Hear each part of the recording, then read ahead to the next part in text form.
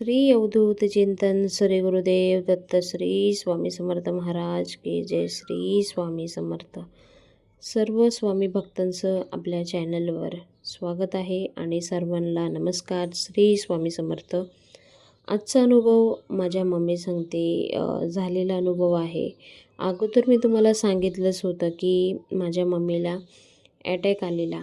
आता 4-5 दिवस अगोदर बोलणं झालं, मम्मी सांगते. आणि तेव्हा असंच मम्मी मला सांगत होती की जेव्हा मला अटॅक आला आणि मला ICUमध्ये वगैरे ठेवलेलं, तर त्या पिरियडमध्ये म्हणजे माझ्या ICUमध्ये तर कुणाला जाऊन देत नाही, फॅमिली किंवा रिलेटिव्हला. तर तिथं एकटंच होते. तर त्या पिरियडमध्ये कसे औषधं वगैरे द्यायची, तर मम्मीला झोप वगैरे लागून जायची.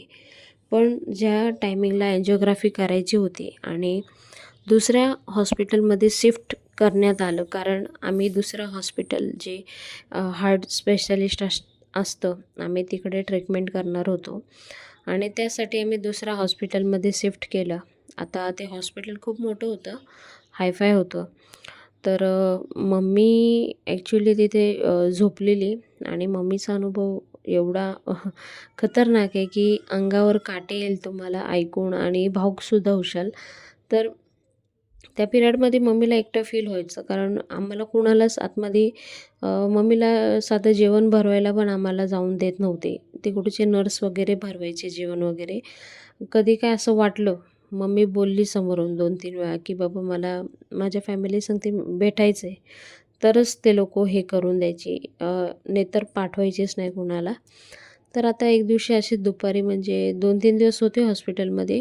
तर दुपारी अशी झोपलेली आणि अचानकच मम्मी आणि बाबा असे दोन्ही तिच्या स्वप्नात येतात आणि हात असा वर करतात आणि म्हणतात, "घाबरू नको, तुला काय नाही झालं, तू बरी होशील."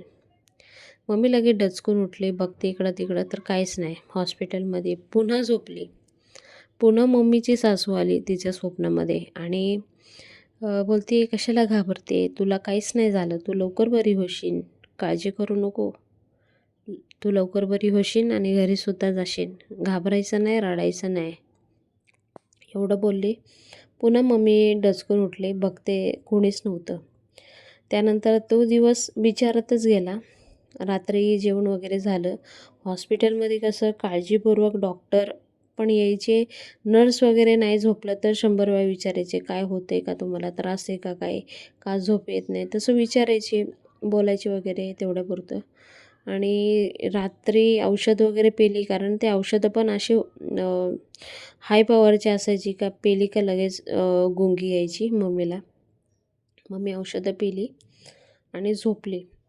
आता मध्यरात्री तिला स्वप्न आलं की जसे स्वामी मम्मीला दिसतात स्वप्नामध्ये. हात असं वरती केला, आशीर्वाद देतात, "घाबरू नको, तुला काही नाही झालं. लवकर बरी होशील. माझं नाम स्मरण कर." आणि मम्मी डचकून उठली, बघते इकडं-तिकडं, काय नाही. त्यानंतर मम्मीला म्हणजे फील झालं की घाबरायचं काय नाही, एवढं देव म्हणतात, आई-बाबा जे ह्या जगात नाही ते येतात स्वप्नात, ते सुद्धा म्हणतात की घाबरू नको, तुला काहीच झालं नाही. आणि लिटरली दुसऱ्या दिवशी त्यांचं अँजिओग्राफी होतं मम्मीचं. आणि अँजिओग्राफीसाठी जेव्हा ऑपरेशन थिएटरमध्ये नेलं, तिथेसुद्धा मम्मीचं नामस्मरण चालूच होतं स्वामींचं.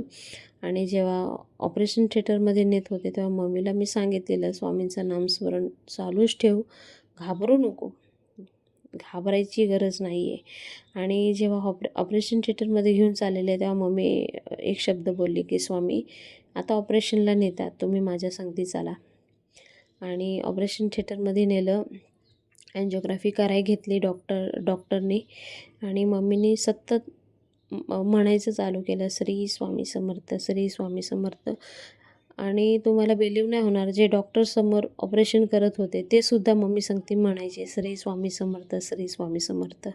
आणि अँजिओग्राफी झाल्यावर डॉक्टरने जे सांगितलं ते ऐकून मम्मी पण शॉक झाली. डॉक्टर बोलले की, "काळजी करू नका मावशी, तुम्हाला एकदम, म्हणजे एकदम थोडंसं ब्लॉकेज आहे.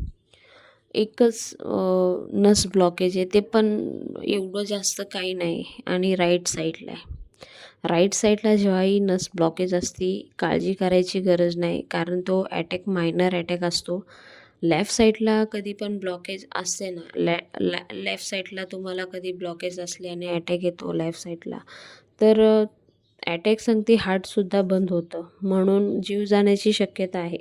पण लेफ्ट साईडला असल्यामुळे काही काळजी करायची गरज नाही. आणि त्यांनी जे ते अँजिओग्राफी करत होते, कॅमेरा आतमध्ये टाकलेला, तर आतमध्ये बाहेर करून ते जे ब्लॉकेज होतं ते काढून टाकलेलं त्यांनी. आणि त्यानंतर डॉक्टर बोलले स्टँड वगैरे बसवायची काहीच गरज नाही, औषधामध्ये तुमचं येऊन जाईल. हे ऐकून खूप मम्मी खुश झाली तिथंच आणि स्वामींचे आभार मानले. त्यानंतर ते जे डॉक्टर होते ते म्हणायला लागले की तुम्ही स्वामी भक्त आहात का? तर बोलले हो. तर ते बोलले आम्हीसुद्धा स्वामी भक्त आहोत आणि मी सुद्धा स्वामी सेवा करतो. आणि त्यानंतर अ, ही सगळी घटना म्हणजे गुजरातला मम्मी राहते आणि गुजरातला झालेली घटना आहे. तर ॲक्च्युली हे सगळं बघून अंगावर शहारे येतात ऐकून. कारण तिथे महाराष्ट्रीयन पब्लिक खूप कमी आहे. जास्त करून गुजराती, मारवाडी हे लोकं जास्त आहे. आणि तिथे अचानकच हे सगळं घडून येणे आणि डॉक्टरसुद्धा महाराष्ट्रीयन येणे आणि ते सुद्धा स्वामी महाराजांचं नामस्मरण करतात. आणि हे सगळे दृश्य बघून मला पण खूप बरं वाटलं. आणि त्यानंतर दुसरी गोष्ट की स्वामी स्वतः स्वप्नात येतात आणि सांगतात की घाबरू नको, काहीच होणार नाही, तुला काहीच झालं नाही. आणि तेच झालं की मम्मीला काहीच झालं नव्हतं, नॉर्मली होतं.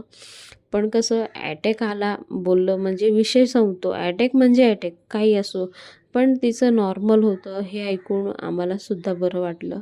आणि स्वामी महाराजांचं जे मम्मीनी सेवा चालू केली ती सतत घरी आल्यानंतर पण त्यांची सेवा चालूच होती. सतत स्वामी महाराजांचं नाव मुखात होतं मम्मीच्या. तर अशा प्रकारे मम्मीला स्वामी अनुभव आलेले. तर तुमच्याकडे सुद्धा स्वामी अनुभव आलेले असेल तुम्हाला, तर तुम्ही कमेंट बॉक्समध्ये कमेंट करून सांगू शकता. आपल्या चॅनलवर तुमचे अनुभव सांगितले जातील. आणि जेव्हा केव्हा आपण एकदम मनाने जेव्हा देवाचं नामस्मरण करतो, तर नक्कीच देव आपल्या मदतीला उभे राहतात. हम गए नहीं है जिंदा है, हे वाक्य इथे आठवतं. आणि जे गोष्टी म्हणजे अशक्य असतील ती स्वामींसाठी काहीच नाही, म्हणजे शक्य करून दाखवतात. तर असे छान छान अनुभव खूप आहे आपल्याकडे. आणि असे छान छान अनुभव तुम्हाला आपल्या चॅनलवर बघायला भेटणार आहे. त्यासाठी आपला चॅनल सबस्क्राईब करून ठेवा, बेल आयकॉन बटन दाबून ठेवा, जास्तीत जास्त पुढे शेअर करा आणि कमेंट बॉक्समध्ये श्री स्वामी समर्थ लिहायला विसरू नका. पुन्हा भेटूया नवीन व्हिडिओ सांगते. तोपर्यंत बाय बाय, थँक्यू. जय हिंद, जय भारत, भारत माता की जय, वंदे मातरम, जय श्रीराम, श्री स्वामी समर्थ.